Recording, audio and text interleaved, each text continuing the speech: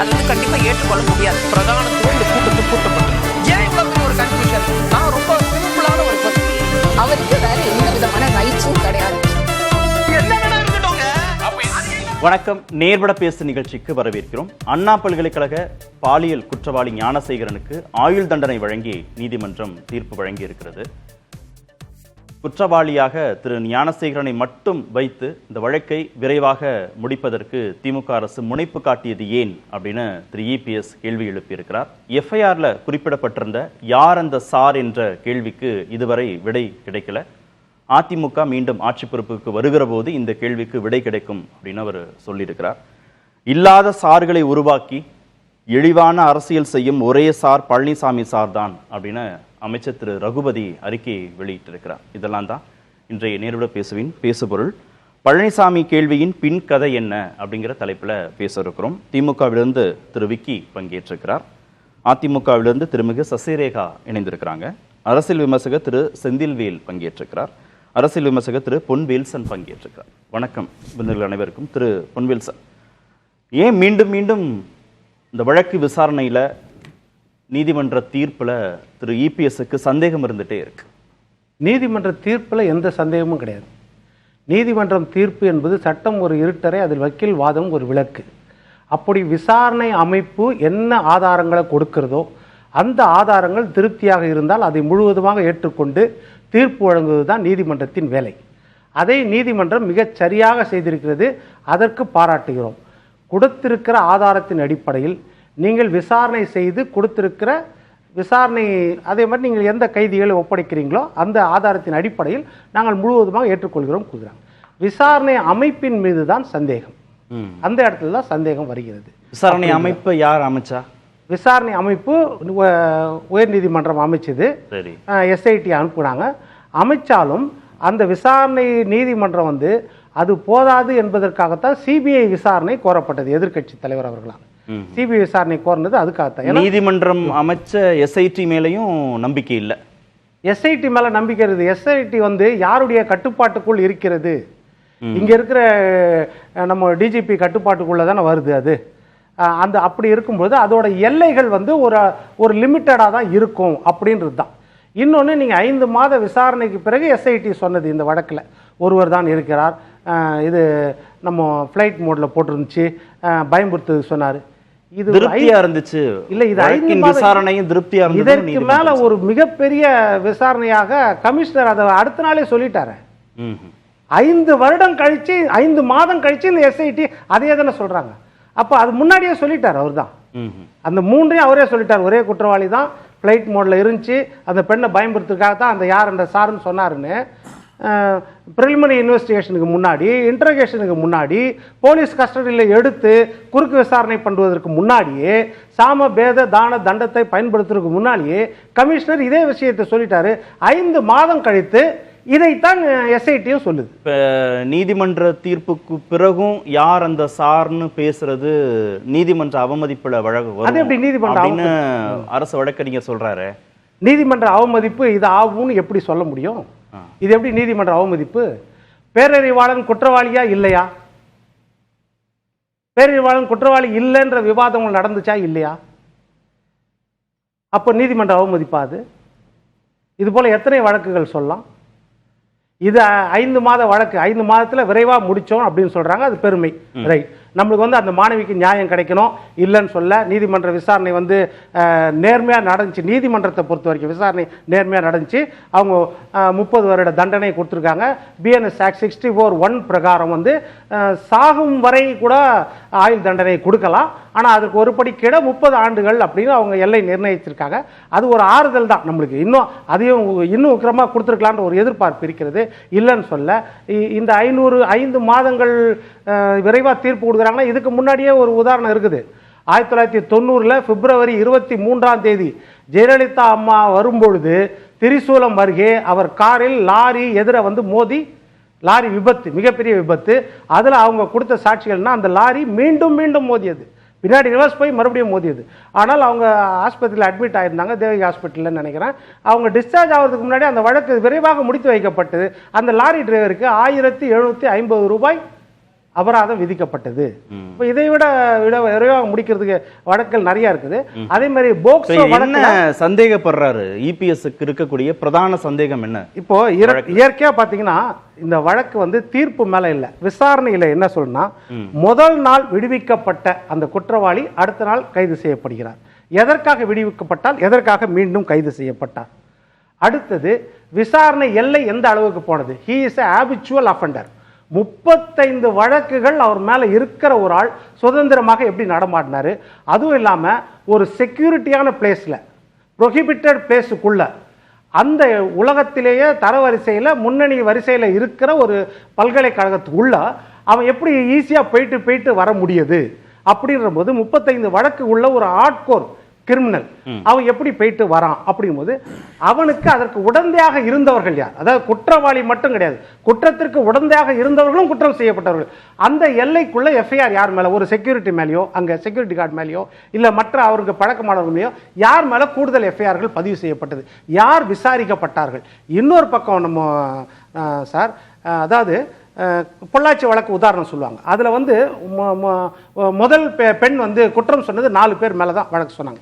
ரெண்டாவது திருவேங்கடம், அதில் 4 பேர் மேலே தான். பட் என்ன செய்தாங்கன்னா சிபிஐ எக்ஸ்ட்ரா கவுன்சிலிங் பண்ணி ஃபர்தராக வந்து 7 பெண்கள் கிட்ட ரிப்பீட்டட் கவுன்சிலிங், ஏன்னா புகார் சொல்ல வரமாட்டாங்க நிறைய பெண்கள், 100ல் ஒருத்தர் தான் வருவாங்க.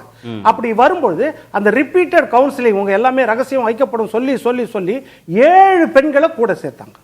அதே மாதிரி 4 அக்யூஸ்ட் இல்ல 9 அக்யூஸ்டாக அது விரிவுபடுத்தப்பட்டது. எல்லாமே ஃபர்தர் ஆதாரத்தோட அந்த பெண் சொல்லாதவங்களையும் கைது செய்தாங்க. இது நடந்துச்சு. மூன்றாவது விஷயம், இந்த திருவேங்கடம்ன்றவர் ஒரு காங்கிரஸ் கட்சியை சேர்ந்தவர்ன்றதால அவருடைய தொடர்புடைய என்ன செய்தாங்கன்னா, மயூரா ஜெயக்குமார் தேசிய தலைவர், அவர் தேசிய செயலாளர், ஒரு மிகப்பெரிய பதவி, அவர் மேல எந்த தவறும் கிடையாது. ஆனாலும் அவர் விசாரணை வளையத்துக்குள் கொண்டு வரப்பட்டார்.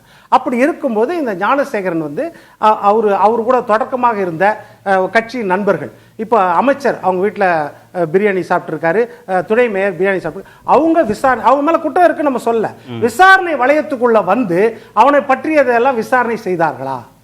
இப்போ இதெல்லாம் இந்த சந்தேகம்லாம் நீதிமன்றத்திற்கு இருக்காதா? விசாரணையில ஏதாவது அங்க வந்து லாப்சஸ் இருக்கு அப்படின்னா இந்த கேள்விகளை நீதிமன்றம் இல்ல, நீதிமன்றம் விசாரணை லாப்சஸை வச்சு சொல்லாது. நீதிமன்றம் ஓபிஎஸ் சைனியும் அப்படிதான் சொன்னாரு 2G வழக்குல எதுவுமே ஆதாரம் வரல, அதனால நான் விடுதலை பண்றேன்னாரு. அது போல வந்து நீங்க என்ன சப்ஜெக்ட் கொடுக்குறீங்களோ அந்த சப்ஜெக்ட் உண்மையா இருக்குதா, அந்த சப்ஜெக்ட் நேர்மையா இருக்குதா, அதைத்தான் பார்ப்பாங்க. அதே மாதிரி நீங்க சொல்றீங்க இன்னைக்கு வந்து என்னன்னா ஃபிளைட் மோட்ல இருந்துச்சு, அது கமிஷனரும் சொன்னாரு, எஸ்ஐடியும் சொல்லுது ஃபிளைட் மோட்ல வச்சிருந்தா 6:29 இருந்து 8:52 வரைக்கும் ஃபிளைட் மோட்ல வச்சிருந்தாங்கன்னா 8:52 வரைக்கும் அந்த கிரைம் ப்ரொசீட் ஆச்சா? எதற்காக ஃபிளைட் மோட்ல இருந்துச்சு? ஒரு காரணம் தெரியல. அடுத்தது அதுக்கு வந்து நீங்க ஃபாரன்சிக் சயின்ஸ் லெபார்டரி FSL அவங்களும் வந்து ரிப்போர்ட் கொடுத்தாங்க, ஏர்டெல்ல இருந்து வந்து ரிப்போர்ட் கொடுத்தாங்க, ஆமா ஃபிளைட் மோட்ல இருந்துச்சு, கரெக்ட், இது 2 சிம் இருந்துச்சு, எல்லாம் கரெக்ட். ஆனால் என்னன்னா அதோட லிமிட் இருந்துச்சு, இன்னொரு போன் அவன் வச்சிருந்தானா? இன்னொரு பக்கம் இன்னொன்னு, இதற்கு குறைஞ்சது ஒரு 3 மாசம் ஹிஸ்டரி எடுத்துக்கணும். என்னன்னா ஃபிளைட் மோட்ல இதற்கு முன்னாடி ஒரு 3 மாசத்துக்கு எத்தனை முறை அவன் ஃபிளைட் மோட்ல வச்சிருந்தான் போனை, அதை எடுத்தாங்களா? ஏன்னா ஹாபிச்சுவல் அஃபெண்டர். அதற்கு முன்னாடி அவன் ஃபிளைட் மோட்ல எப்பெல்லாம் ப்ரிப்பேர் வேற ஏதாவது பெண்கள்ட்ட இதே மாதிரி தவறாக நடந்திருக்கு. ஏனென்றால் இன்னொன்னு, அந்த வழக்குல ஒரு ஆஜரான, அந்த பெண்ணின் சார்பாக ஆஜரான மரிய ஜலால், அந்த வழக்கறிஞர் சொல்றாரு 23ஆம் தேதி இந்த சம்பவம் நடந்துச்சு, 22ஆம் தேதி இன்னொரு பெண் பாதிக்கப்பட்டால் இந்த பையனால், அதை விசாரிச்சாங்க. ஆனால் அந்த பெண் வந்து புகார் தெரிவிக்க முன் வரவில்லை, எவ்வளவு சொன்ன பிறகும் வரல, இல்லைன்னா அந்த பெண் புகாரும் வந்திருக்கும் அப்படின்னு அந்த வழக்கறிஞரே சொல்றாரு. அப்போ இந்த சந்தேகம்லாம் தொடர்ந்து வந்துகிட்டே இருக்குதா இல்லையா? இப்போ இன்னொரு விஷயம் என்ன சொல்றேன்னா, இப்போ நான் ஸ்டெர்லைட் வழக்கில் பார்த்தீங்கன்னா ரஜினி வந்து ஒரு அறிக்கை கொடுத்தாரு, சமூக விரோதிகள் கலந்துட்டாங்கன்னு. ஆனா அருணா ஜெகதீசன் என்ன செய்துச்சுன்னா, இதை ஒண்ணு மட்டும் சொல்லிடுறேன், அருணா ஜெகதீசன் என்ன செய்தாங்கன்னா அவருக்கு சம்மன் அனுப்பி அவரை விசாரணை வளையத்துக்குள்ள கொண்டு வந்து அவரை என்கொயரி பண்ணாங்க. அப்படி இருக்கும்போது திரு அண்ணாமலை அவர்கள் சொல்லியிருக்கார் தெளிவா, எனக்கு ட்ராக் ரெக்கார்டு, அந்த போன் ரெக்கார்ட்லாம் இருக்குது, யாருக்கிட்ட 28 மணி நேரம் 28 நிமிஷம் தொடர்ந்து பேசினார்லாம் இருக்குது, நான் இவங்க வெளியிட்டுலாம் வெளியிடுவேன்னாங்க. அட்லீஸ்ட் அவரை கூப்பிட்டு விசாரிச்சாங்களா? அவர் மேல எந்த தவறும் இருக்காது, ஆனா ஃபர்தர் சாட்சி எவிடன்ஸ் கிடைக்கும் இல்லையா? விசாரிச்சாங்களா? எப்படி ரஜினியை விசாரிச்சாங்களோ அப்படி விசாரிச்சாங்களா? இப்ப இந்த சந்தேகங்கள்லாம் எழுமா இல்லையா இயற்கையா? ஓகே திரு செந்தில், நீதிமன்றம் விசாரணை அமைப்புகள் கொடுக்கக்கூடிய சிறப்பு புலனாய்வு குழு கொடுக்கக்கூடிய ஆதாரங்கள் அடிப்படையில் ஞானசேகரன் குற்றவாளின்னு தீர்ப்பு வழங்கி ஆயுள் தண்டனை வழங்கியது. ஆனா விசாரணை அமைப்புகள் செய்ய வேண்டிய வேலையில போதுமானவை வந்து செய்யப்படாமலே இருக்கு, இன்னும் நிலுவையிலே இருக்குங்கிறதா இபிஎஸ் அறிக்கையிலிருந்து நம்ம தெரிஞ்சுக்க வேண்டியதா இருக்கு. அது அவருடைய ஆசையாக தான் இருக்குது. எப்படியாவது இதை திமுக மீது பழி போடணும் அப்படிங்கிற ஆசையாக இருக்கிறது. கோர்ட் ரொம்ப தெளிவாக சொல்லியிருக்குது. ஒரு லைன் மட்டும் பார்த்துக்கிறேன். ஜட்ஜ்மெண்ட்டோட 25.7 அக்கார்டிங்லி தி கோர்ட், ஏன்னா மற்ற நண்பர் வில்சனே சொல்லிட்டாரு, பாரதி ஏர்டெல் சொன்னது, அதனால நான் அதை சொல்லி நேரத்தை கடத்த விரும்பல. Accordingly the court come to the conclusion that no other person except the accused according to the evidence available before this court either directly or indirectly involved in this occurrence சொல்லிட்டு சொல்கிறாங்க. அந்த சார்ங்கிற வார்த்தையை பயன்படுத்தியே சொல்கிறாங்க, அப்படி எதுவும் இல்லை. அவன் ஃபோனில் மிரட்டல, அந்த ஸ்க்ரீன்ஷாட்டு அதில் ஏரோப்ளேன் மோடு இருந்த வரைக்கும் எல்லாத்தையும் தடயவியல் துறை அறிவியல் பூர்வமாக நிரூபித்த பிறகும் இவங்க வந்து இல்லை அப்படின்னு ஒரு வாதம் வைக்கிறாங்க இல்லையா. எப்படி ஒருத்தர் வந்து அண்ணா யூனிவர்சிட்டிக்குள்ளே ஒருத்தனால போக முடியும்? அப்போ மேலே யாரோ ஒருத்தர் இருக்கிறாங்க. அதுதான் நண்பர் வில்சன் வச்சது, எடப்பாடி பழனிசாமி வச்ச வாதம். நான் இப்போ உங்களுக்கு ஒரு வழக்கை நினைவூட்டுறேன், தமிழ்நாட்டுக்கு மறந்து போன வழக்கு. நிர்மலா தேவின்னு ஒரு பேராசிரியை, அவங்க பேசின ஆடியோ ரிலீஸ் ஆச்சு. யார்கிட்ட பேசினாங்க? ஒரு பல்கலைக்கழகத்தில் வேலை பார்க்கிற ஒரு பேராசிரியை மாணவிகளிடம் பேசுகிறார். என்ன பேசினார்? மேலிடத்தில் இருப்பவர்களுக்கு அட்ஜஸ்ட் பண்ணணும். அஇஅதிமுக ஆட்சி. யார் அந்த மேலிடம்? ஒரு வார்த்தை பயன்படுத்துறாங்க, கவர்னர் லெவல். கவர்னர் லெவல்னா தாத்தான்னு நினைச்சிடாதீங்க. நான் வாசிக்கிற எதுவும் என்னோடது இல்லை சார். எல்லா மிக பாரம்பரிய பத்திரிகைகளும் வந்த செய்தி, இப்போ நான் கையில் வச்சிருக்கிறது மிக பாரம்பரிய பத்திரிகையில் வந்த ஒரு செய்தி. உங்களுக்கு கவர்னர் வர வீடியோலாம் அனுப்பி வச்சிருக்கேன்ல, அதில் சில விஷயம் நடந்துச்சு, அது நடுவில் ஸ்க்ரீன் இல்லாமல் இருந்துச்சு. கவர்னர் லெவல் தான். கவர்னர்னா நீங்கள் தாத்தான்னு நினைக்காதீங்க, தாத்தா இல்லை. நீங்கள் கொஞ்சம் அட்ஜஸ்ட் பண்ணிக்கிட்டீங்கன்னா வாழ்க்கை நல்லா இருக்கும். பல்கலைக்கழகத்தை நிர்வகிக்கக்கூடிய ஒரு மேலிடம். அஇஅதிமுக ஆட்சியில் நிர்மலா தேவி சொன்னாங்க. இப்போ நான் கேட்குறேன், யார் அந்த தாத்தா? அந்த தாத்தாவை காப்பாத்துனா சார் யாரு? அதிமுக ஆட்சி காலத்தில் நிர்மலா தேவியால் சார் ஆடியோ ஆதாரம் வெளியாச்சு சார். இங்க இவங்களுக்கு ஆதாரமே இல்லாம இவங்களா கற்பனையில் ஒரு சாரை சொல்லிக்கிட்டே இருக்காங்க. அந்த பெண் சொன்னதை வச்சு எஃப்ஐஆர்ல இருந்து நான் சொன்னது ஆதாரமே என்ன, திருப்பியும் சொல்றேன், அந்த எஃப்ஐஆர்ல இருந்து அந்த பொண்ணு அதுக்கப்புறம் அது ப்ரொசீட் ஆகவே இல்லைன்னு சொன்னது சார். அந்த பொண்ணு சொன்னதை வச்சு எஃப்ஐஆர்ல இருக்குது. ஆமா. அப்ப மறைக்க விரும்பல அரசு. சாரை மறைக்கணும்னா எஃப்ஐஆர்லயே பதிவு ஏற்றிருக்க மாட்டாங்க. சாரை மறைக்கணும்னு விரும்பல. சரி, நீதிமன்றத்தின் கண்காணிப்புல தான் விசாரணை நடந்திருக்குது. நீதிமன்றம் காவல்துறையை பாராட்டுகிறது. நீதிமன்றம் என்ன சொல்றாங்க? அனைத்து சயின்டிபிக் மெத்தடிலையும் இந்த இதை எல்லாத்தையும் நாங்கள் அலசி ஆராய்ஞ்சிட்டோம் சார். இன்னைக்கு இருக்கக்கூடிய நவீன காலம், யாரும் அப்படிலாம் என்ன செய்ய முடியாது, யாரையும் ஏமாத்திட்டு போயிட முடியாது. அப்போ நிர்மலாதேவி விவகாரத்தில் யார் அந்த தாத்தா? அந்த தாத்தாவை காப்பாற்றிய சார் யார்? அன்னைக்கு அதிமுக ஆட்சி. இதுக்கு எடப்பாடி பழனிசாமி பதில் சொன்ன ஒன்று. இன்னொன்று நான் கேட்கிறேன், இப்போ நண்பர் பொன்வில்சன் பேசுகின்ற பொழுது சொன்னார், குற்றவாளியோடு அமைச்சர் உணவருந்தக்கூடிய புகைப்படங்கள் வந்துச்சு. துணை மேயரும் ரைட். அதனால எல்லாரையும் விசாரிக்கணும், வேற யார் இருக்கிறாங்கன்னு விசாரிக்கணும்னு சொன்னார். அவர் வாதம் கரெக்ட் தான். பார் நாகராஜன் ஒருத்தன் பொள்ளாச்சி விவகாரத்தில் பாதிக்கப்பட்ட பெண்கள் புகார் கொடுத்ததற்காக அந்த பெண்களினுடைய அண்ணனை பிடிச்சி அடிச்சான். பார் நாகராஜ் கல்யாணத்துக்கு யாரெல்லாம் போனாங்கன்னு நான் பட்டியல் படுத்துமா? எடப்பாடி பழனிசாமி போனாரா? ஓபிஎஸ் போனாரா? அமைச்சர்கள் போனாங்களா? இப்போ அவங்க அவ்வளவு பேரையும் விசாரிக்கணும் பொள்ளாச்சி வழக்கில். அப்படிதானே பொன்வில்சன் சொல்றாரு. என்ன லாஜிக்கு சார்? இவரோட சாப்பிட்டதுக்கே விசாரிக்கணும். இப்போ நீங்க அவர் கட்சியில் வச்சிருந்தீங்களா சார்? சரி விட்டுருங்க. மணிகண்டன் ஒரு அஇஅதிமுக அமைச்சர், ஒரு அமைச்சர் மீது பாலியல் குற்றச்சாட்டை ஒரு நடிகை சொன்னார், ஒரு பெண். அந்த அமைச்சர் தலைமறைவாய் ஓடுனர், கைது பண்ணி கூட்டு வந்தாங்க. அந்த அமைச்சர் எடப்பாடி பழனிசாமியோட புகைப்படம் எடுத்துக்கொண்ட புகைப்படம் இருக்குது, அவர் வீட்டில் சாப்பிட்ட போட்டோ இருக்குது. அவர் அமைச்சரவையில் இருந்தார் சார். எடப்பாடி பழனிசாமி விசாரிக்கணுமா? இது என்ன வாதம்னு எனக்கு புரியல சார். நான் சொல்றேன், அப்படி யாராவது சொன்னா, இப்போ பொன்வில்சனே அப்படி சொன்னால் நான் தப்புமே. நீங்க மணிகண்டன் மீது பாலியல் குற்றச்சாட்டு இருக்குங்கிறதுக்காக எடப்பாடி பழனிசாமி விசாரிக்கணும்னு ஒருவேளை விக்கி சொன்னார்னா நான் தப்புன்னு சொல்லுவேன். இது எனக்கு என்ன லாஜிக்னே புரியல. ஆனா இங்க சயின்டிபிக்கா எல்லாம் நிரூபிக்கப்பட்ட பிறகு மிக விரைவாக வழக்கை நடத்தி உச்சபட்ச தண்டனையை அரசு வழக்கறிஞர்கள் உறுதி செய்த பிறகு, அது கூட திமுக அரசா பண்ணல, அதிமுக அரசுடைய தொடர் போராட்டங்கள். என்ன போராட்டம் வரை என்ன நடந்துச்சு? 23ஆம் தேதி, அதற்கப்புறம் அரசு விரைந்து இந்த வழக்கை வந்து பச்சை போய் 23ஆம் தேதி இந்த குற்றம் நடக்குது. 25ஆம் தேதி அந்த குற்றவாளி கைது செய்யப்படுறான். அன்னைக்கே எஃப்ஐஆர், அடுத்தடுத்து குண்டர் சட்டம், மிக விரைவாக சாட்சிகள் விசாரணை. மார்ச் மாசமே வந்து சார்ஜ் ஷீட் ஃபைல் பண்றாங்க. இல்ல நான் வார்த்தையை படிக்கிறேனா, இந்த வழக்கில் குற்றவாளி திமுக ஞானசேகரனை காப்பாற்ற எத்தனையோ சித்து வேலைகளை செய்தது ஸ்டாலின் மாடல் திமுக அரசு. அத்தனையை முறியடித்து மக்கள் மன்றம் முதல் சமூக ஊடகங்கள் வரை தனது தொடர் போராட்டத்தால் இந்த வழக்கின் குற்றவாளிகளில் ஒருவரான திமுக அனுதாபி ஞானசேகரனுக்கு தண்டனையை சாத்தியப்படுத்தியுள்ளது. அதிமுக தான் பிரதான காரணம். பச்சை பொய் இல்ல சார். 23ஆம் தேதி குற்றம் நடக்குது, 25ஆம் தேதி குற்றவாளியை கைது பண்ணிட்டாங்க. இவங்க என்ன தொடர் போராட்டம்னா ஒரு 6 மாசம் நடத்துனாங்களா? 23ஆம் தேதிக்கும் 23 டிசம்பர் 23க்கும் டிசம்பர் 25க்கும் இடையில ஒரு 6 மாசம் இருக்குமா சார்? தொடர் போராட்டம் நடத்துனாங்களா? என்ன சார், ஒரு குறைந்தபட்ச லாஜிக் வேண்டாமா? சரி, பொள்ளாச்சி வழக்குல நான் டேட்டோட சொல்லட்டுமா என்னன்னைக்கு நடந்துச்சுன்னு? நீங்க பொள்ளாச்சி வழக்குல உங்களுடைய நகர செயலாளர் அருளானந்தத்தை எப்ப கட்சியில விட்டு நீக்கினீங்க? 2 ஆண்டுகள் எஃப்ஐஆர் ஃபைல் பண்ணி சிபிஐக்கு வழக்கு மாற்றி சிபிஐ இந்த வழக்கை விசாரித்து சிபிஐ கைது செய்து 2 ஆண்டுகள் கழித்து கைது செய்யறாங்க. 2021 2019 குற்றம் நடக்கு, 2021 சிபிஐ கைது செய்த பிறகுதான் அருளானந்தத்தை கட்சியை விட்டு நீக்கிய அறிவிப்பு அன்றைக்கு 2 பேரும் சேர்ந்து இருந்தாங்க, ஓபிஎஸ் இபிஎஸ் இருவரும் இணைந்து அந்த அறிக்கையை கொடுத்தாங்க. நீங்க குறைந்தபட்ச மனசாட்சியோட பேசுங்க சார். நான் இன்னொன்னு கேட்கிறேன், சரி நீங்க ஏதாவது நீங்க வந்து இந்த வழக்குல வந்து நீங்க உங்க தரப்புல இருந்து ஏதாவது வக்கீல போட்டு நீங்க ஆஜரா இருக்கலாம்ல? நான் கேட்கிறேன், திமுக இது செஞ்சது நம்ம எல்லாருக்கும் மறக்க முடியாத ஒரு கொடூரமான சம்பவம். ஒரு 7 வயது சிறுமி, 6-7 வயது சிறுமி மாங்காட்டில், பேர் சொல்லக்கூடாது, அது சட்டம் முறை, அந்த சிறுமி பாலியல் வல்லுறவு செய்யப்பட்டு படுகொலை செய்யப்படுறான். அன்னைக்கு அதிமுக ஆட்சி, ரைட்? அதிமுக சிறப்பாக வாதாடியதுன்னு அதெல்லாம் மறுக்கல. அந்த குற்றவாளிக்கு தண்டனை வந்து நீதிமன்றம் உறுதி செஞ்சது. அந்த வழக்கில் தன்னையும் இணைத்துக் கொண்டு வாதாடியவர் திராவிட முன்னேற்ற கழகத்துடைய வழக்கறிஞர் கண்ணதாசன். ஜட்ஜ்மெண்ட் காப்பி என்கிட்ட இருக்குது. ஜட்ஜ்மெண்ட்லேயே கண்ணதாசன் பேரை மென்ஷன் பண்ணி சொல்றாங்க. அவர்கள் தரப்பு நீங்க ஒரு வக்கீல உள்ள இம்ப்ளீட் ஆகுங்க, நீங்க என்ன பண்ணீங்க? சரி, நிர்மலா தேவி வழக்குக்கு நீங்க என்னெல்லாம் போராட்டம் நடத்துறீங்க? சிபிஐக்கு மாத்தலன்னு கேக்குறாங்க. சிபிஐக்கு நீதிமன்றம் வந்து ஒரு 3 ஐபிஎஸ் பெண் ஐபிஎஸ் அதிகாரிகள் கொண்ட சிறப்பு புலனாய்வு குழுவை தான் நியமிச்சது. நீதிமன்றம் தான் நியமிக்குது.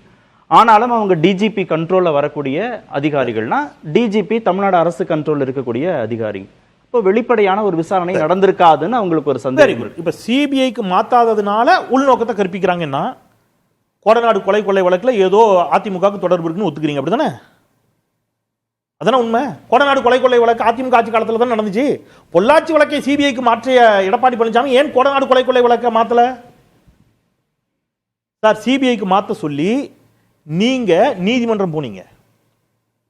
நீதிமன்றம் என்ன சொல்லிச்சு? வேண்டாம்னுச்சு. இப்ப நீதிமன்றத்தை நீங்க மதிக்க மாட்டீங்க. நீதிமன்றம் தான் ஒரு ஸ்பெஷல் இன்வெஸ்டிகேஷன் டீமை போட்டுச்சு. நீதிமன்றத்தின் மேற்பார்வையில் இந்த விசாரணை மிக விரைவாக நடந்திருக்குது. வழக்காடியவர்கள் தமிழ்நாடு அரசினுடைய வழக்கறிஞர்கள் தான். நீங்க குற்றவாளி தரப்புல கேட்கறாங்க, தண்டனையாவது குறைச்சு கொடுங்க அப்படின்னு கடும் ஆட்சேபம் தெரிவிக்கப்பட்டது வழக்கறிஞர்கள் தரப்புல இருந்து. தமிழ்நாடு அரசு வழக்கறிஞர்கள் உச்சபட்ச தண்டனையை வழங்க வேண்டும் சொன்னாங்க. நீங்க ஒரு சார், அதிமுகவா இருக்கட்டும் திமுக இருக்கட்டும் அல்லது வேற யாரோ ஒரு ஆட்சியா இருக்கட்டும் சார், இண்டிவிஜுவல் கிரைம்ஸ் எல்லா இடத்துல நடக்குது. அதை கட்டுப்படுத்த வேண்டியது ஆட்சியாளர்களுடைய கடமை. அது எனக்கு மாற்றுக்கிறது. ஆட்சியாளர்களுக்கு அந்த பொறுப்பு இருக்கு. அது இன்னொரு விவாதம்.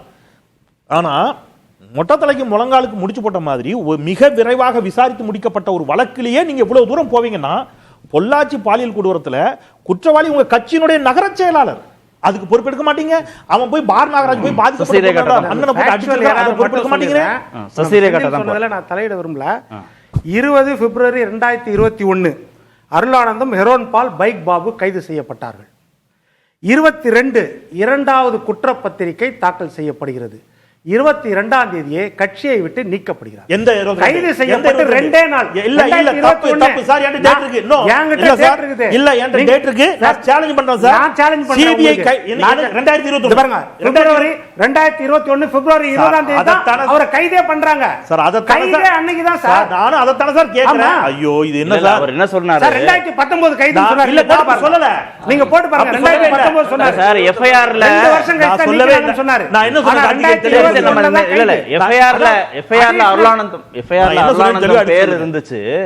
அதுக்கப்புறம் சிபிஐ விசாரிக்கிறாங்க. 2 ஆண்டுகள் கழித்து அவரை கைது செய்யறாங்க. அந்த 2 ஆண்டுகள் இடைப்பட்ட காலம் வரைக்கும் அவரை கட்சியிலிருந்து நீக்கல. 4 பேர் தான் ஃபர்ஸ்ட் அவங்க ரிப்போர்ட் கொடுத்தது. கம்ப்ளைன்ட் கொடுத்ததே 4 பேர் தான். அடிஷனல் எவிடன்ஸ் வச்சு இவங்க பிடிக்கறாங்க. அதுதான் சொல்றேன் நானு. அதே மாதிரி பிப்ரவரி 20ல யார் அருளானந்தம் கைது செய்யப்படும்போது யார் ஆச்சு? பொள்ளாச்சி நிறைய கைது பண்ணது சிபிஐ சார். பொள்ளாச்சி நம்ம நிறைய பேசிட்டோம். சசிரேகாவுக்கு வாய்ப்பு கொடுக்கலாம். மேலிடம் யாராவது இதுல சம்பந்தப்பட்டிருப்பாங்க, அவங்க இதுல வந்து முற்றிலுமாக மறைக்கப்பட்டிருக்கிறார்கள்ங்கிற சந்தேகத்தை தான் திரு இபிஎஸ் தொடர்ந்து வெளிப்படுத்திட்டே இருக்காரா? இன்னும் அந்த சந்தேகம் இருக்கா அதிமுகவுக்கு? நிச்சயமா இருக்கு. அதுக்கு முன்னாடி செந்திலே வந்து பல வழக்குகளை கையாண்ட சிபிஐ ஆபீசர் மாதிரி இன்னைக்கு பேசினார். இந்த வழக்குல கோடநாடு வழக்கு பத்தி சொன்னாரு. கோடநாடு வழக்கு ஒன்றும் திமுகவோ இல்ல பத்திரிகைக்காரர்களோ மத்தவங்க யாரோ சொல்லி எல்லாம் நாங்க ஒன்றும் விசாரணை கிடைக்கல. அதை எடுத்ததே அங்க நடந்தது, தவறு நடந்திருக்கிறது அப்படின்னு வழக்கை எடுத்து கிட்டத்தட்ட எல்லா சாட்சியங்களையும் விசாரித்து முடியும் கட்டத்திற்கு கொண்டு வந்ததே அண்ணன் எடப்பாடியார் ஆட்சியில் தான். இதை யாரோ போராட்டம் பண்ணியோ யாரோ சொல்லியோ இல்ல பர்சனலா பிரைவேட் கம்ப்ளைண்ட் கொடுத்தெல்லாம் ஒன்றும் நடக்கல. அதை நீங்க முதல்ல மனசுல வச்சுக்கோங்க. அந்த வழக்குல நீங்க என்ன பண்ணீங்க அப்படின்றத. அது நீங்க வந்து அந்த வழக்கிலுமே கூட நீங்க வந்து இவர் சம்பந்தப்பட்டிருக்கிறார், எங்களுடைய எடப்பாடியார் பண்ணிருக்கிறார் சொல்லி அதுக்கு தான் வந்து நம்ம கோர்ட்ல கேஸ் போட்டு அப்படியெல்லாம் சம்பந்தம் இல்லாத பேசக்கூடாதுன்னு கோர்ட்டும் உங்களுக்கு அதுக்கு ஒரு ஸ்டே கொடுத்ததா இல்லையா? அதுக்கப்புறம் உதயநிதி போன்றவர்கள் அமைதியானார்களா இல்லையா? திமுக போன்றவர்கள் அமைதியானார்களா இல்லையா? அதுதான் கோர்ட் கண்டெம்ட். இன்னைக்கு சொல்றது கிடையாது. அதே போல அந்த வழக்கு நாங்களா எடுத்து நாங்களா நடத்தணும். நீங்க மொட்டை தலைக்கும் முழங்காலுக்கும் செந்தில் வந்து அது முடிச்சு போட வேணாம். தேவையான விளக்கங்கள் அவர் நான் சொல்லிட்டேன், அவருக்கு இப்ப சொல்லிட்டேன். அதே போல மற்ற வழக்குகள்லாம் சொன்னாரு, மணிகண்டன் சொன்னாரு, நிர்மலா தேவி வழக்கெல்லாம் சொன்னாரு. அந்த எந்த வழக்குலயுமே நிர்மலா தேவி பேசினது பத்திரிகைகள் என்ன இன்னைக்கு கூட தான் ஒரு பத்திரிகை நேத்து ஒரு விஷுவல் மீடியாவாகட்டும் இன்னொன்னு என்ன பண்ணாங்க, தனபால் எங்களுடைய மாநிலங்களவை எம்பி ஒருவர் அண்ணன் இன்பதுரை, இன்னொன்னு அண்ணன் தனபால் எங்களுடைய பழைய சபாநாயகர் தனபால் அவர்கள் போட்டோ தான் கடைசி வரைக்கும் போட்டுட்டு இருந்தாங்க. ஒரு சேனல்லையும் சரி ஒரு பிரிண்ட் மீடியாலையும் சரி. சோ அதெல்லாம் வந்து அவங்க எரர்ஸ் நடக்கலாம், என்ன வேணா நடக்கலாம். அங்க பத்திரிகைகள் எல்லாமே 24 மணி நேரம் விழிப்போடு இருப்பாங்கன்னு சொல்ல முடியாது. சார்பு நிலை பத்திரிகைகள் கூட இருக்கும், ஆளுங்கட்சிக்கோ எதிர்கட்சிக்கோ இருப்பார்கள். அதை வச்செல்லாம் இவர் வந்து அந்த பத்திரிகையில் எழுதின அப்படியே இருந்தா கூட நிர்மலா தேவியோட அந்த ஆடியோவை பத்தி இவர் சொன்னார். அந்த ஆடியோல என்ன சொல்லுச்சு, கவர்னர் லெவல்ல வந்து இருக்கணும்னு சொல்லுச்சு அப்படின்னு தான் சொன்னாங்களே தவிர இன்னொரு சாரோடவும் நீங்கள் இல்ல அதிமுக சாரோடவும் நீங்கள் இல்ல அதிமுக தலைமையில் யாரோடையாவது நீங்கள் இருக்கணும்னு சொன்னாதா? அவர் என்ன போட்டுருந்ததுன்றதை இவரே சொன்னாரு. இங்க பேசும்போது திமுக தலைமை திமுக சார்ன்ற வார்த்தையை ஞானசேகரன் பயன்படுத்தியதாக இங்க அந்த சந்தேகம் ஏன் வருது அப்படின்னா அவர் வந்து திமுகவினுடைய மாணவரணி துணை அமைப்பாளராக இருந்தது ஒண்ணு. சார் இருங்க சார், நீங்க அனுதாபிங்க சார். சார் நான் இல்ல வழக்கு வந்து இப்போ வந்து ஜட்மெண்ட் வந்திருக்கு, இதுக்கு மேல அப்பீல் போறோம் போலன்றது விஷயம். இது விவாதத்துக்குள்ள பேசும், ஏன் பதறீங்க நீங்க? கொஞ்சம் எல்லாரும் ஓடி பதறி வரீங்க. அவர் ஒரு துணை அமைப்பாளரா இருந்திருக்காரு. அந்த சாதாரண உறுப்பினர் அவரு இபிஎஸ் ஓட ட்வீட்லயே திமுக அனுதாபின்னு தானே சொல்றாரு. சட்டமன்றத்துல முதலமைச்சர் அப்படி பதிவு பண்றாரு.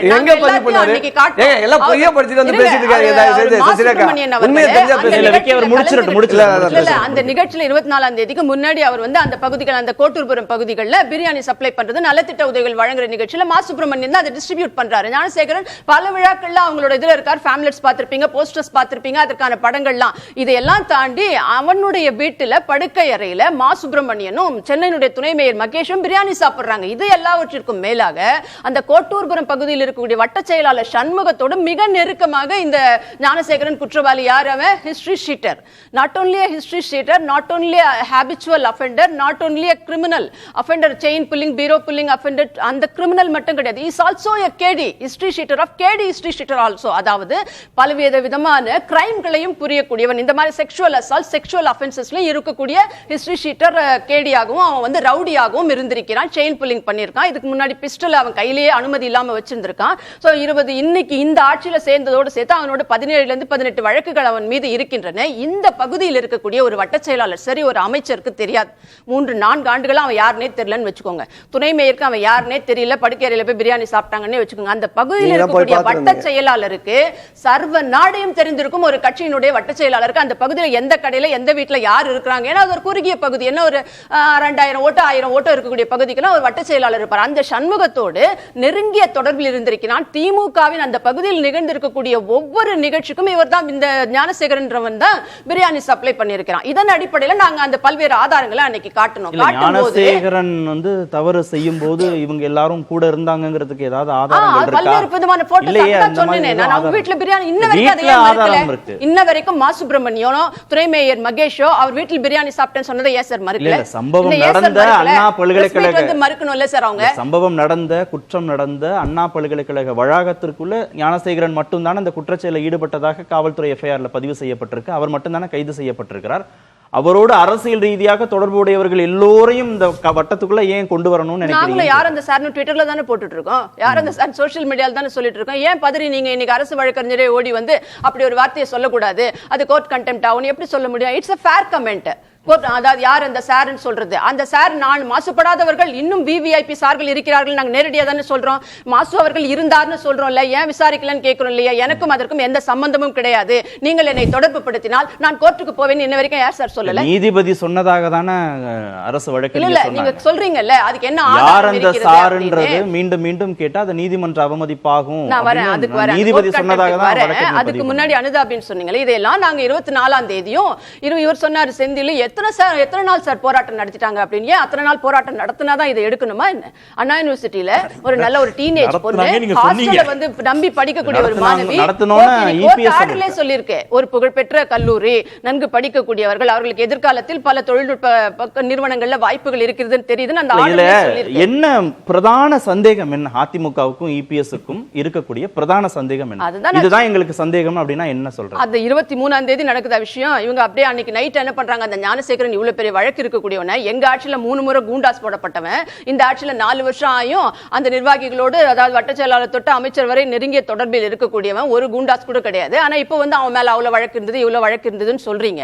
இதெல்லாம் நாங்க 23, 24ஆம் தேதி காலையில யார் அந்த சார் போராட்டம் நாடு முழுவதும் எடுத்த பின்னாடி, 25ஆம் தேதி மற்ற மாவட்டங்களையும் மீண்டும் எடுத்த பின்னாடி தான் இதை நீங்க கையில எடுத்து என்ன பண்றீங்க? அப்போ வந்து இது அவ்வளவு பிரச்சனை இல்ல. அன்னைக்கு நைட்டே அவனை ஏன் வெளியில விட்டாங்க? அப்ப 24ஆம் தேதி அரெஸ்ட் பண்ணீங்க.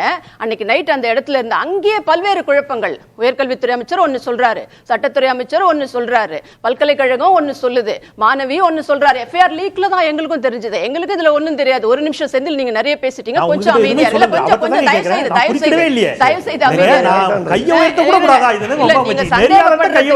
நீங்க சொல்றதுக்கோ ஒண்ணுமே எல்லாமே போய் தான் சொன்னீங்க. நான் அதை மறுத்துட்டு இருக்கேன். ஒரு நிமிஷம் இல்ல, இது ஒண்ணு உயர்கல்வித்துறை போஸ்ட் கமிட்டின்னு கொடுத்தது கம்ப்ளைண்ட் சொன்னாங்க. மாணவி கமிஷனர் அருண் ஒரு ஸ்டேட்மெண்ட் கொடுத்தாரு, மாணவி கொடுத்ததுன்னாங்க. இல்ல அப்புறம் மகளிர் இயக்கம் கொடுத்தது, பல்வேறு விதமான குழப்பங்கள் அங்கேயே தொடங்கிடுச்சு 24ஆம் தேதி சாயங்காலமே. நான் சொல்றேன், ஒரு லோக்கல் லிமிட்ல இப்படிப்பட்ட ஒருவனை நீங்க அரெஸ்ட் பண்ணும்போது, சார் இன்னைக்கெல்லாம் போனீங்கன்னா ஒரு ஹாஸ்பிட்டல்ல என் போன் நம்பரை கொடுத்தாலே இதுக்கு முன்னாடி நீங்க வந்தீங்களான்னு கேக்குறாங்க, நம்பர் கொடுத்துரும். அப்படி இருக்கும்போது இவனை போட்டாலே ஒரு ஹேபிச்சுவல் அஃபெண்டரா இருக்கு. நான் சொன்னேன் இல்லையா, அந்த bureau pulling, chain pulling, habitual offender, criminal கேடிகிடி எல்லாம் இவன் இருக்கக்கூடியவன், இத்தனை வழக்குகள் இருக்கக்கூடியவன், 3 முறை கூண்டாஸ் போட்டவன். அவங்க லிமிட்ல இவனை யாருன்னு தெரியாது அவங்களுக்கு. இப்படி ஒரு கம்ப்ளைண்ட் வருது மாணவி கிட்ட இருந்தோ.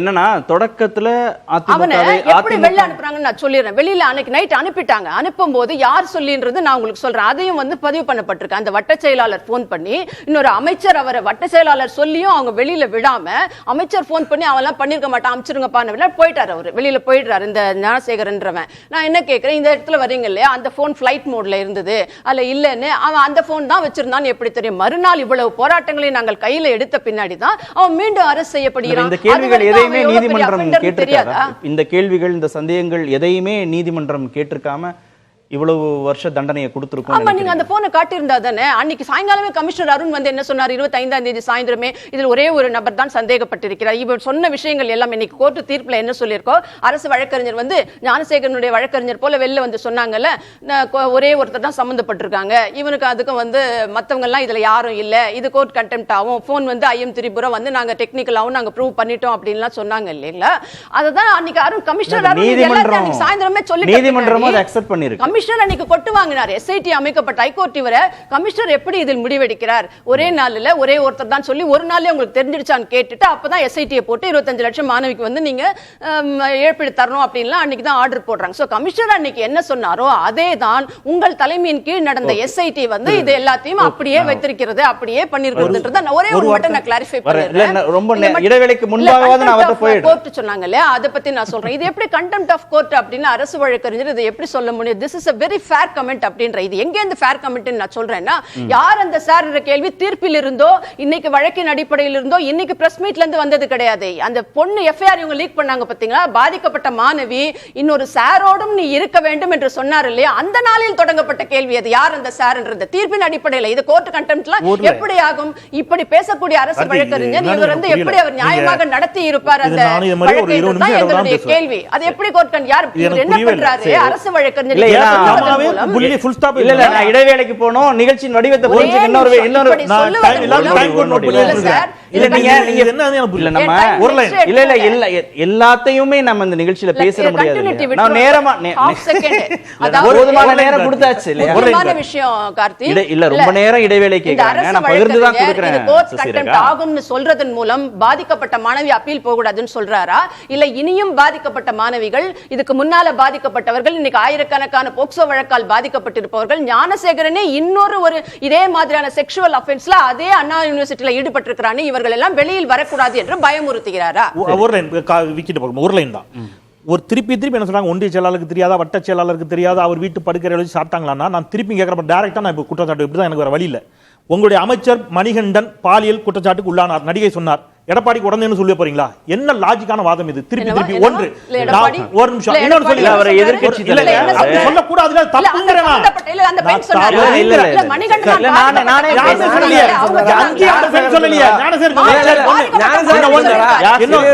சொன்னாரா? நான் ரொம்ப லாஜிக்கா பேசுறேன்.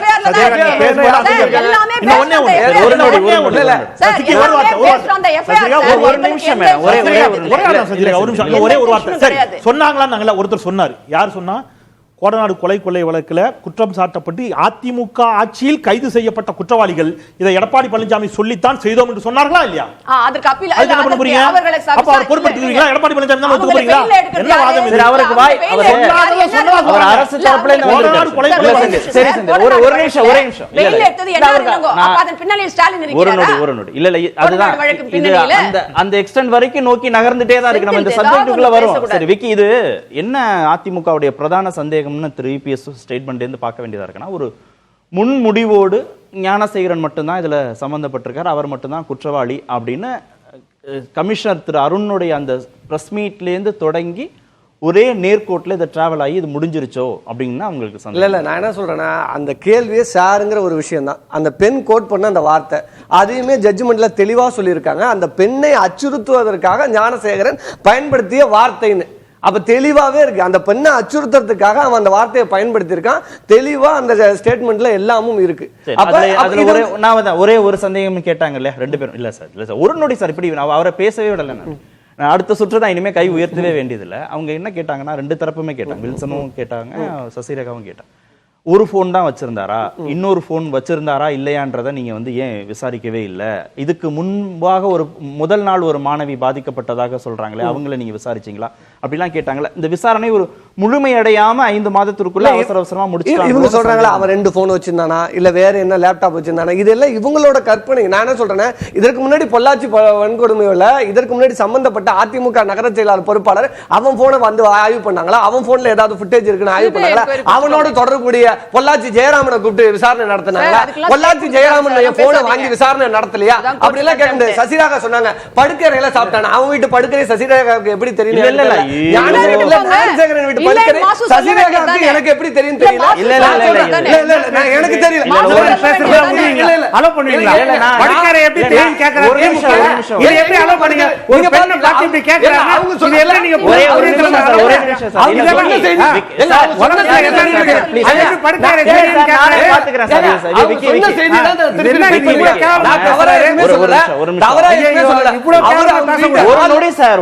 இல்ல நான் பேச விடல. அவர் அவங்க வீட்டு ஹால்ல உட்கார்ந்து ஒரு நொடி இல்ல தனிநபர் தாக்குதல்ல நான் தனிநபர் தாக்குதல்ல இல்ல அவர் சொன்ன வார்த்தை தவறு. ஞானசேகரன் வீட்டு ஹால்ல உட்கார்ந்து சாப்பிட்டு வீடு இல்ல அதெல்லாம் வாபஸ் நீங்க பயன்படுத்துறீங்க. நீங்க தான் சொன்னீங்க. நீங்க தான் படுக்கவே சொன்னீங்க. சொன்னது நீங்க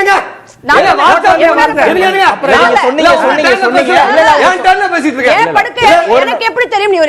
ஒரே நிமிஷம் சொல்றேன்.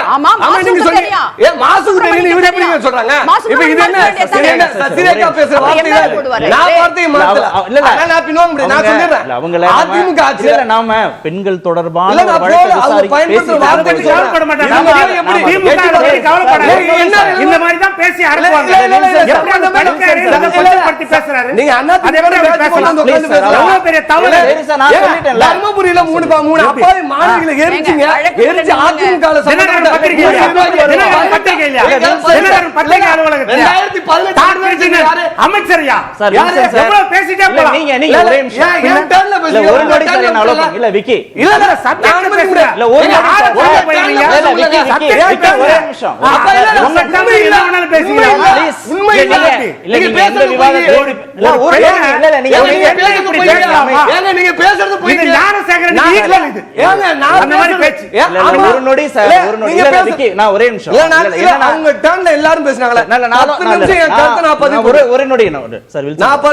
அவரு நம்ம கேட்டிருக்க கேள்விகளுக்கு அவர் விளக்கம் சொல்லட்டும். தனிநபர் தாக்குதல் வரும்போது நானே அதை கண்டிச்சிட்டேன். அவங்களும் படுக்கை அறைங்கிற வார்த்தையை அவங்களும் பயன்படுத்திட்டாங்க. அதனால அது போகாது. இல்ல ஒரு நொடி மேடம், ஒரு எப்படி எவிடன்ஸ் காட்டுங்க. நான் அத கேட்டேன், உங்களுக்கு எப்படி படுக்கை தெரியும் நான் கேட்டேன். இல்ல நீங்க கேட்டது இல்ல ஒரு நொடி சப்ஜெக்ட் பேச வந்திருக்கோம். நீங்க கேட்ட கேள்விகளுக்கு ஒரு அரசு தரப்புல இருந்து பதில் சொல்ல தானே வந்திருக்காரு. அவர் அலோவ் பண்ணுவோம். ஒரு நொடி இல்ல நீதிபதி அந்த கேள்வி கேட்டீங்கன்னா முழு விவாதமே இப்படி தான் போகும். என்ன பேசுறது பயம் ஒரு நொடி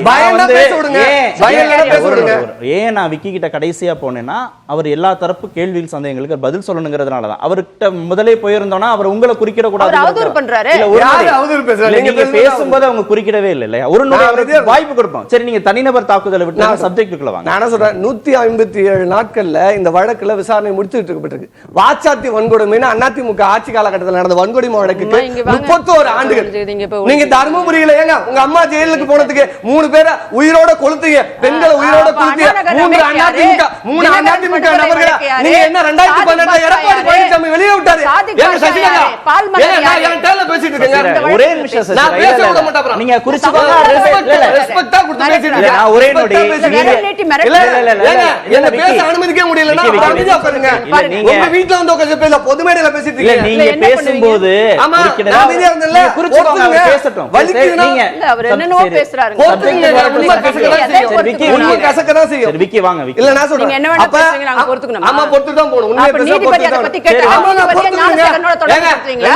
2018 தர்மபுரி வழக்குல பெண்களை கொளுத்தி அதிமுக காரர்கள் 3 பேரை விடுதலை செய்து எடப்பாடி பழனிசாமி வாச்சாத்தி இல்ல நான் சொல்றேன்.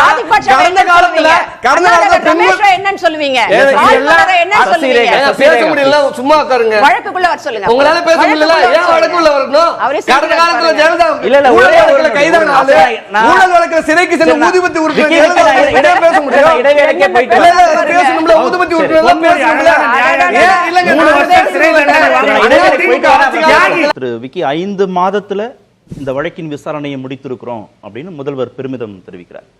ஆனா எதிர்க்கட்சிகளுக்கு என்ன சந்தேகம் இருக்குன்னா, முன்முடிவோடு திரு ஞானசேகரன் மட்டுமே குற்றவாளிங்கிறத நோக்கி இந்த வழக்கு திட்டமிட்டு நகர்த்தப்பட்டதாங்கிறதுல தான் எல்லோருக்குமே சந்தேகம் இருக்கு. அது இந்த சப்ஜெக்டுக்கான விளக்கம் இல்ல. அந்த சப்ஜெக்ட் போய் ஏன்னா இவங்க இந்த மாதிரி ஒரு இடத்தை எடுத்துட்டு போறாங்களே. கோவை எஸ்பி பாண்டியராஜன் ஒரு பேட்டி கொடுத்தாரு பொள்ளாச்சி வழக்குல. என்ன சொன்னாரு அப்படின்னா, டிசம்பர் 6ஆம் தேதி இந்த இவர் காவல் ஆணையர் அருண் அளித்த பேட்டியை முன்கோள் கட்டி தானே சொல்றாங்க. பாண்டியராஜன் என்ன சொல்றாருன்னா, 5 நபர்கள் தான் குற்றவாளிகள், 100% வேற யாருமே குற்றவாளிகள் அல்ல அப்படின்னு அவர் குறிப்பிட்டு பேசியிருக்கிறார். செய்தியாளர் சந்திப்பிலே பேசியிருக்கிறார் கோவை எஸ்பி பாண்டியராஜன். அது மட்டும் இல்லாம 2 முறை அதுல பாதிக்கப்பட்ட பெண்களின் பெயர் அறிக்கையாகவே கோவை மாநகர காவல்துறை வெளியிட்டு அதை நீதிமன்றமும் கண்டிச்சிருக்கு. ரைட்டா? இப்ப நான் இதை வச்சுட்டு நான் என்ன சொல்றேன், எப்படி அதற்கு பிறகு 4 பேரை சேர்த்தீங்க, 9 பேர் எப்படி ஆணுச்சு வழக்குல? சிபிஐ கைக்கு வந்த பிறகு நான் தான் சிபிஐ கைக்கு வந்து நான் தான் சொல்றேன். அவர் எப்படி 4 பேர் அப்ப 5 பேர் தான் சொன்னாரு. அப்ப பாண்டியராஜன் சொன்னது தப்பா? அவங்க இடத்துக்கே இதை நகர்த்த வேண்டியதாயிடுச்சு. அவங்களே இப்ப என்ன கேக்குறாங்கன்னா, சிபிஐக்கே நகர்த்துங்களேன். எஸ்ஐடிக்கும் சிபிஐக்கும் இப்ப நம்ம காவல்துறைக்கும் எந்த ஒரு தொடர்பும் இல்லை. நேரடியா அவங்க வந்து தனியாக சிறப்பாக அதை வந்து அவங்க விசாரிச்சிருக்காங்க. டிஜிபி மானிட்டர் பண்ண மாட்டாருன்றாங்க. இல்ல அதுக்குள்ள வர மாட்டாங்க. நான் சொல்றேன் அந்த இதுக்குள்ள வர மாட்டாங்க. நேராக நியமனம் செய்யறது உயர்நீதிமன்றம் தான். அதனால நேரடியாக அதன் கட்டுப்பாட்டில் தான் வருது. இன்னொன்னு, இந்த வழக்கு ஞானசேகரன் வழக்கை பொறுத்த வரைக்கும் கொலை இந்த வழக்கு பாலியல் குற்றச்சாட்டு நிரூபணமான உடனே அவன் மேல வழக்கு பதிவு செய்யப்படுது. ஆனா பொள்ளாச்சி வழக்குல என்ன ஆச்சுன்னா, கம்ப்ளைண்ட் கொடுத்து 12 நாள் கழிச்சு தான் எஃப்ஐஆர் போட்டீங்க. அப்ப நீங்க பேசலாமா? அதிமுக இதை பத்தி பேசலாமா? அதுக்கு தான் நான் சொன்னேன், இன்னைக்கு கிட்டத்தட்ட 157 நாள்ல இந்த வழக்குல வந்து இந்த தீர்ப்பை பெற்று தந்திருக்கிறது உங்களால பொறுத்து கொள்ள முடியல. அது மட்டும் இல்ல, பாலியல் இதுல வந்து பொள்ளாச்சி வழக்கும் இந்த திராவிட முன்னேற்ற கழக ஆட்சி காலகட்டத்தில் தான் இன்னைக்கு அவர்களுக்கு அந்த தண்டனையை பெற்றுக் கொடுத்திருக்கோம். அதையும் உங்களால ஏற்றுக்கொள்ள முடியல. ஏன்னா கடந்த காலத்துல தான் இந்த அதிமுக அவசரம் காட்டப்பட்டதா இல்ல, நிதானமா தான் 100% நிதானமாக அது அரசு தன் கடமையை செய்து இருக்கிறது. இதுல வந்து இவங்க சொல்றாங்களே யூகங்கள், அவன் 2 போன் வச்சிருந்தானா, என் லேப்டாப் வச்சிருந்தானா, வேற என்ன வச்சிருந்தானா, கார்ல உள்ள எடுத்துட்டு போனா. இன்னொன்னு கேட்கிறேன், எப்படி உள்ள போனா? அண்ணா யூனிவர்சிட்டி யாருடைய கட்டுப்பாட்டின் கீழ் வருது? வேந்தர் யார் வேந்தர்? அன்றைய நிலவரப்படி இன்னைக்கு நீங்க நான் தமிழக முதல்வர் வேந்தராக ஏற்றுக்கொள்கிற தீர்மானம் ஒரு புறம், இன்னைக்கு இவங்க மேல்முறையீட்டுக்கு போறாங்க, இருக்கட்டும். அன்னைக்கு வேந்தராக இருந்தது ஆளுநர். ஆளுநர் கட்டுப்பாட்டில் இருக்கிற ஒரு கல்லூரிக்குள்ள இவ்வளவு தூரம் தான் செக்யூரிட்டி ஃபெசிலிட்டியா? அந்த செக்யூரிட்டி ஃபெசிலிட்டிஸ் எல்லாம் யார் ஹேண்டில் பண்ணா? அப்ப இதுல துணைவேந்தர் ஆகிய நேரடியாக கட்டுப்பாட்டில் உள்ள ஆளுநரையும் கூட்டு விசாரிச்சிருக்கணும், ஆர்.என். ரவியும் கூட்டு விசாரிச்சிருக்கணும். கட்டுப்பாடு அண்ணா யூனிவர்சிட்டியுடைய முழு கட்டுப்பாடும் வேந்தர் கையில இருக்குன்னா நீங்க கூட்டு விசாரிக்கணும்ல. இல்ல நான்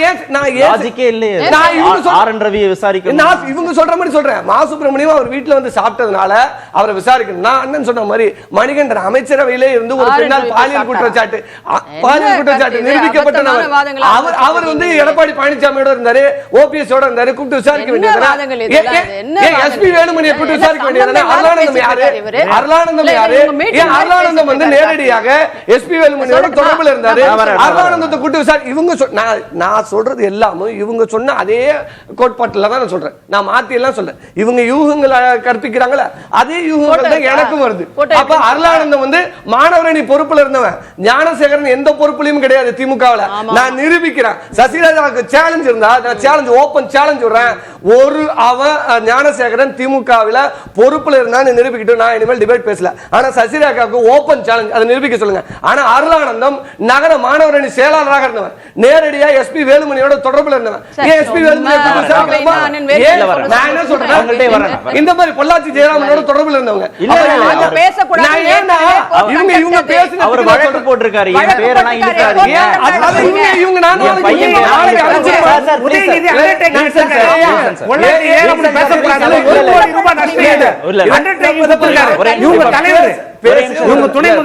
ஜெயராமன் இல்ல சார், நானே பேசுறேன். இப்படி குறுக்கிட்டா திருப்பி இது வந்து இப்படிதான் போகும். இல்ல அவரு பொள்ளாச்சி ஜெயராமன் தன்னுடைய பெயரையும் தன் பையன் பெயரையும் யூடியூப் சேனல்ஸ் வந்து பயன்படுத்தினாங்கன்னா ஒரு வழக்கே போட்டிருக்கிறாரு. அதை மீண்டும் நாம வந்து என்கரேஜ் பண்ணக்கூடாது. வழக்கு போட்டிருக்காரு. எல்லாருமே நான் சொல்றேன், என் மேலே சேர்த்து போட்டுக்கிட்டோம். நான் என்ன சொல்றேன்னா, இவங்க சொன்னாங்களே மாசு அவர்கள் மேல தொடர்புபடுத்துறாங்க, துணை மேயரை தொடர்புபடுத்துறாங்க, வட்ட செயலாளரை தொடர்புபடுத்துறாங்க, இவங்க எல்லாம் கூட இருந்தாங்கன்னு இவங்களா யூகங்கள் கற்பிக்கும் போது நான் ஏன் இதெல்லாம் கற்பிக்க கூடாதுன்னு சொல்றேன். மக்களுக்கு நான் தெளிவுபடுத்துறேன், அவ்வளவுதான். இது வந்து எனக்கு அந்த சந்தேகம் இத்தனை நாளா இல்ல. இவங்க பேசுறதுனால நான் அப்படி மேற்கோள் காட்ட வேண்டிய திருமங்க சசிகலா என்ன கேள்வினா, அதிமுக யூகங்கள் கற்பனைகள் அடிப்படையில திமுகவை டேமேஜ் பண்ணணும்ன்றதுனால இந்த பெயர்கள் மாசு பெயரையோ துணை மேயர் பெயரையோ உள்ள கொண்டு வந்து நீங்க வந்து பயன்படுத்துறீங்க. நான் ஒரே அதே தான் சார் கேட்கிறேன். போட்டோ எவிடன்ஸ் நாங்க காட்டிட்டோம், இன்ன வரைக்கும் சம்பந்தப்பட்டவர்கள் ஏன் மறுக்கவில்லை? ஒரு வார்த்தை மறுத்துடலாம்ல. என்ன போட்டோ ஒரு வார்த்தை நீங்க எப்படி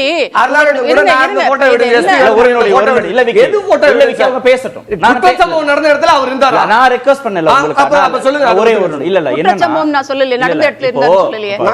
இல்ல ஒரு நிமிஷம் சார், ஒரு நிமிஷம் வில்சன் சார். அதாவது பொள்ளாச்சி வழக்குல பாலியல் வழக்குல குற்றம் சாட்டப்பட்டவர்கள் கூட அதிமுகவுடைய முன்னாள் அமைச்சர்கள் மூத்த தலைவர்கள் கூட எல்லாம் புகைப்படங்கள் எடுத்திருக்காங்க. அவங்களெல்லாம் கூப்பிட்டு நம்ம வந்து விசாரிக்கணுமா, இல்ல அவங்களுக்கும் இந்த குற்றச்செயலுக்கும் தொடர்பு இருக்கு நம்ம பேச முடியுமா? இல்ல நீங்க ஒரு அமைச்சரை தொடர்பு படுத்துனீங்க, அதுல நாங்க கோர்ட்டுக்கு போய் ஸ்டே வாங்குனீங்களே, வாங்குங்களே. அவர் இப்பதான் போயிருக்கு. இல்ல யார் வேணாம்னா பொள்ளாச்சி ஜெயராமன் இப்பதான் போயிருக்கு. இல்ல மாசு போன்றவர்கள் ஸ்டே வாங்குங்களே, அதுக்கு எனக்கு சம்பந்தம் இல்ல, நான் அந்த மாதிரி எல்லாம் பேசக்கூடாது. ஏன் துணை மேயர் மகேஷ் வாங்கட்டும், அந்த வட்ட செயலாளர் சண்முகம் வாங்கட்டும், ஏன் வேணாம் நீங்க தயங்குறீங்க? இது ஒரு கேள்வி. நான் என்ன கேக்குறேன், இதெல்லாம் கூட விட்டுருங்க. இதெல்லாம் கூட இந்த டிபேட் அடுத்த கட்டத்துக்கு நகர்த்தும். அதான் சொல்றேன். அவங்க என்ன கேக்குறாங்கன்னா, திரு செந்தில் கேட்டாருன்னு எனக்கு நினைவு, ரொம்ப முக்கியமான ஒரு கேஸ், ரொம்ப சென்சிட்டிவான ஒரு கேஸ். அதிமுக நீதிமன்றத்தை நாடிச்சு. இன்னைக்கு வரைக்கும் அதிமுகவுக்கு சந்தேகம் இருக்குல்ல. இப்ப பாக்குற மக்களுக்கும் சந்தேகம் இருக்கும். ஏன் ஏடிஎம்கே இதுல தன்னை ஒரு பிரதியாக உள்ள கொண்டு வந்திருக்க கூடாது இந்த வழக்குல? ஏன் தானும் அந்த வழக்கை வந்து விசாரிச்சிருக்க கூடாது? உள்ள போய் வழக்கறிஞரை வச்சு இதுல வந்து இருக்கக்கூடிய லேப்சஸை நீங்க வந்து வெளிக்கொண்டிருக்க கூடாதுன்னு ஏன் அந்த முயற்சியை ஏடிஎம்கே? நான் சொல்றேன், அதுக்கு முன்னாடி இந்த மாசு போன்ற விஷயங்களை தூரம் வச்சிடலாம். நம்ம அவன் வந்து ஏற்கனவே வந்து ஒரு ஹிஸ்டரி ஷீட்டர், கேடியா இருக்கான், ரவுடியா இருக்கான். அவன் 3 குண்டாஸ் அவன் மேல போடப்பட்டிருக்கான். அன்னைக்கு எப்படி சாயங்காலம் இந்த மாதிரி ஒரு பெரிய செக்ஷுவல் அஃபென்ஸ் வரும்போது எப்படி ஒரு 75 கேஸ் மாதிரி அந்த ஸ்டேஷன்ல சம்பந்தப்பட்ட கோட்டூர்புரம் ஸ்டேஷன்ல அவனை வெளியில அனுப்புறீங்க? அந்த வெளியில போயிட்டு உள்ள வந்த அந்த 18 மணி நேரத்தில் என்ன வேணா நடந்திருக்கலாமா வேண்டாமா? செல்போன்ஸ் எல்லாம் மிஸ் ஆயிருக்கலாம் இல்ல, அவன் தடயங்களை அழிச்சிருக்கலாம் இல்லையா, யாராவது ரெக்கமெண்ட் பண்ணிருக்காங்க இல்ல, அதுல இதெல்லாம் ஏன் கவனத்தில் கொள்ளப்படவில்லை என்றது ஒரு கேள்வி. இது சம்பவம் நடந்த அன்னைக்கு நம்ம இரவு பேசணும்னா நம்ம இதெல்லாம் பேசலாம், ஒரு நாட்கள்ல பேசலாம். இது அது நீதிமன்றத்தின் கட்டுப்பாட்டுக்குள்ள போய் விசாரணை முடிந்து தீர்ப்பும் வந்துடுச்சே, இன்னமும் அந்த சந்தேகம். நீதிமன்றத்துக்கு முன்னாடி என்ன எஃப்ஐஆர் போட்டிருக்கீங்களோ, என்ன சார்ஜ் ஷீட் போட்டிருக்கீங்களோ, என்னென்ன வாதங்கள் வைக்கிறீங்களோ அதன் அடிப்படையில் தான் அவங்க விசாரிக்க முடியும். ஏன்னா இது கீழ் கோர்ட்டு தான், இது மகிழா கோர்ட்டுக்கு வந்தது. அதன் அடிப்படையில் அங்க இந்த போக்சோ மகிழா கோர்ட்ல அந்த ஜட்ஜி இல்ல ஒண்ணு ஹைகோர்ட் கேம்பஸ்ல இருக்க அந்த போக்சோ வழக்கினுடைய ஜட்ஜி மாண்புமிகு நீதியரசர் ராஜலட்சுமி இதை விசாரிச்சு இந்த தீர்ப்பு கொடுத்திருக்காங்க. அப்பீல் அரசு வழக்கறிஞர் என்ன சொல்றாங்க, அவங்களே இன்னைக்கு அப்பீல் போலாமா, அவங்க என்ன சொல்லணும், நாங்கள் மிகச்சிறப்பாக வாதாடி நிரூபித்திருக்கிறோம், இவன் எங்க போனாலும் இந்த தண்டனை உறுதி செய்யப்படும் தான் சொல்லணும். ஆனா அவங்களே என்ன சொல்றாங்க, அப்பீல் போகக்கூடிய கேஸ் தான், அப்பீல் போனா என்ன வேணா நடக்கலாம் அப்படின்னு அரசு வழக்கறிஞரே வந்து ஞானசேகரன் தரப்பு வழக்கறிஞர் போல சொல்லிட்டாங்க. அதனால அப்பீல் போலாம், என்ன வேணா மாற்றி நடக்கலாம். இப்ப நீங்க கேட்டீங்க இந்த வழக்குல நீங்க ஏன் நீங்க வந்து இம்ப்ளீட் ஆகல அப்படின்னு. ஏன்னா எந்த விதமான எலக்ட்ரானிக் எவிடன்சஸோ எதுவுமே இப்ப நம்ம கிட்ட கிடையாது. இது வந்து தனிப்பட்ட ஒரு மாணவிக்கும் மாணவியுடைய எதிர்காலம் இதில் கருத்தில் கொள்ளப்பட வேண்டும். எஃப்ஐஆர் லீக் பண்ணதே தப்பு. ஊர்ல ஒரு சிறுமி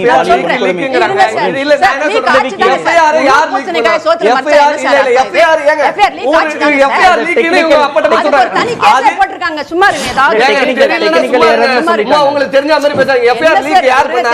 போடுற மாதிரி போடுறாரு. நீங்க அப்படி பேசிட்டு இருக்கீங்க. வாட்ஸ்அப்ல வந்து வதந்தி எல்லாம் உட்கார்ந்து பேசிட்டு இருக்கீங்க. வாட்ஸ்அப்ல வந்து வதந்தி எல்லாம் பேசிட்டு இருந்தீங்கன்னா சைதாப்பேட்டை கோர்ட்ல எடுத்து காட்டினா நீங்க என்ன சொல்றீங்க? பத்திரிகையாளர்கள் செல்போனை புடிங்கி வச்சுட்டு 56 கேள்விகள் கேட்டாங்க. உங்க சொத்துனா எத்தனை மனைவி, உங்களுக்கு உங்க குடும்ப வருமானம் என்ன, எல்லாம் கேள்வி கேட்டாங்கல்ல. அப்ப எதுவுமே இல்ல, எதுவுமே இல்ல. கேஸ் லீக் ஆனது திட்டமிட்டு லீக். நான் லீக்கேஜ் பத்தி பேசிட்டு இருக்கேன். ஒரு நிமிஷம் என்னோட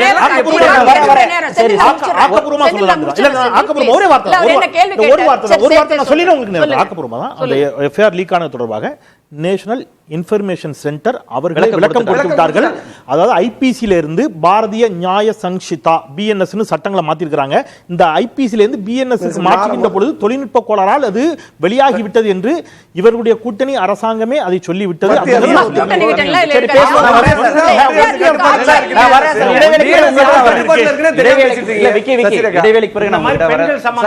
எத்தனை லீக் ஆயிருக்கிறது? சுருக்கமா ஏன் நீங்களும் கோர்ட்டுக்கு போயிருக்க கூடாதுன்னு முதல்ல இல்ல. இந்த வழக்கை பொறுத்த வரைக்கும் நாம எவிடன்ஸா சொல்லப்படுற விஷயங்கள் எல்லாமே அது போனா இருந்தாலும் சரி, சிசிடிவியா இருந்தாலும் சரி, எஃப்ஐஆர் அப்லோடடா இருந்தாலும் சரி, எல்லாமே டிஜிட்டல் எவிடன்சஸ். இது எல்லாமே இந்த ஃபோரன்சிக் காவல்துறை, இந்த எஸ்ஐடி எல்லாமே மாநில அரசின் கீழ் இருக்கிறது. இதுல போய் நம்ம என்னதான் கொண்டு வந்தாலும் ஹாஸ்டல் விட்னஸா மாறுவதற்கு வாய்ப்பு இருக்கிறது. ஒரே நிமிஷம் சார், அதுதான் வந்து ஆட்சி வந்தா நாங்க வந்து நிரூபிப்போம். இன்னும் சார்களை காப்பாற்றும் சார் சொல்லிட்டோம். இன்னும் ஒன் மோர் திங் சார் சொன்னதுல பொள்ளாச்சி வழக்கு பத்தி சொன்னாரு. பாண்டியராஜன் அன்னைக்கு எஸ்பி வெளியிட்டாரு அப்படின்னு. அவர் தான் இன்னைக்கு டிசியா கொளத்தூர்ல இருக்காரு. ப்ரமோஷன் கொடுத்து வச்சிருக்காரு. அதாவது ப்ரமோஷன்ல ஈக்குவல் டு தட் ட்ரான்ஸ்ஃபர் கொடுத்து முதலமைச்சர் தொகுதியில வச்சிருக்கீங்க. ஒண்ணு. இன்னொன்னு, நீங்க அடிக்கடி தூத்துக்குடி வழக்குன்னு சொல்லுவீங்க இல்லையா, அந்த சைலேஷ் குமார் யாதவ அருணா ஜெகதீசன் கமிட்டியில அவரோட சேர்த்து 11 பேர் மீது குற்றம் சாட்டப்பட்டவரை ப்ரமோஷன் கொடுத்து இந்த ஆட்சியில நீங்க தான் வச்சிருக்கீங்க. என்ன நடவடிக்கை எடுத்துட்டீங்க இதுக்கெல்லாம்? ஆனா அதை பத்தி எல்லாம் பேசுவதற்கு இந்த அரசு தகுதி இல்லை. சகோதரி சசிரேகா பேசுகின்ற பொழுது பொள்ளாச்சி பாலியல் வழக்கில் குற்றவாளிகளை மூத்த வழக்கறிஞர் திரு என்ஆர் இளங்கோ அவர்கள் பிணையில் எடுத்ததாக சொன்னார். அவர் பிணையில் எடுக்கவில்லை, அது தவறான கருத்து. அவர் பிணையில் எடுத்ததாக ஒரு வார்த்தை சொன்னார். அவர் அந்த அஇஅதிமுக தொடர்பான வழக்கிலும் சரி, இந்த மாதிரியான வழக்கிலும் சரி அவர் ஆஜராவதில்லை. அவருடைய ஜூனியர்ஸ் யாராவது ஆஜராயிருந்தாங்க அல்லது அவருக்கு வேலை பார்த்து ஆஜராயிருந்தாங்கன்னா இப்போ இவங்க என்ன சொன்னாங்க, என்ஆர் இளங்கோ எடுத்தாங்க. இப்போ என்ஆர் இளங்கோ ஆபீஸ்ல வேலை பார்த்தவர் அவருக்கு பக்கத்து ஆபீஸ் தெரியாம இங்க எதுவும் நடக்காது. உங்க எடிட்டர் தெரியாம ஒரு செய்தி போகுது. இல்ல சப்ஜெக்ட் வரட்டும். அதனால நீங்க தப்பி வேண்டாம். என்ஆர் இளங்கோ சரி ஓகே இப்ப அவர் சகோதரர் சொல்லுகின்ற பொழுது என்ன சொன்னார் அப்படின்னா, நீங்க வந்து ஏன் வெளியில விட்டாங்க, வெளியில விட்டதுனால என்ன ஆயிடுச்சு அப்படின்னு கேட்டீங்கன்னா, அந்த உண்மையான ஏதாவது தடயங்களை அளித்திருப்பார்கள் அப்படின்னாங்க. நானும் தான் சொல்றேன். 2019 எது நடந்துச்சு கிரைம், பொள்ளாச்சி கிரைம். கைது செய்யப்பட்டது 2021. நான் அதை நம்ம நண்பர்கிட்ட வந்து தெளிவாக சொன்னேன். 2021 ஜனவரி 6ஆம் தேதி அருளானந்தம் கைது செய்யப்படுகிறார். அன்னைக்கு தான் கட்சியிலேருந்து நீக்கப்படுகிறார். இது புகார் கொடுக்கப்பட்டது இன்னைக்கு 2019 பிப்ரவரி 12. எஃப்ஐஆர் ஃபைல் பண்ணப்பட்டது 2019 பிப்ரவரி 24. 12 நாள் லேட்டா தான் எஃப்ஐஆர் ஃபைல் பண்றாங்க. நீங்க இத கொடுங்கல சார். வார்த்தை பேசினா அப்படி நான் ஒரு வார்த்தை தான். 2 வருஷம் ஒரே கேள்வி 2 வருடம் ஒரே விக்கி ஒரு நிமிஷம் 2 வருடம் அருளானந்தத்தை கைது செய்யாமல் வெளியில் விட்டது தடயங்களை அளிப்பதற்கா, மூத்த தலைவர்களை பாதுகாப்பதற்கா? அடுத்து முக்கியமான நேர்காணல் இருக்கு சார். அது வந்து கண்டிப்பா ஏற்றுக்கொள்ள முடியாது. பிரதானத்துவம் இந்த கூட்டத்தில் கூட்டப்பட்டது. ஏன் இவ்வளவு ஒரு கன்ஃபியூஷன்? நான் ரொம்ப சிம்பிளான ஒரு அவருக்கு வேற எந்த விதமான ரைட்ஸும் கிடையாது.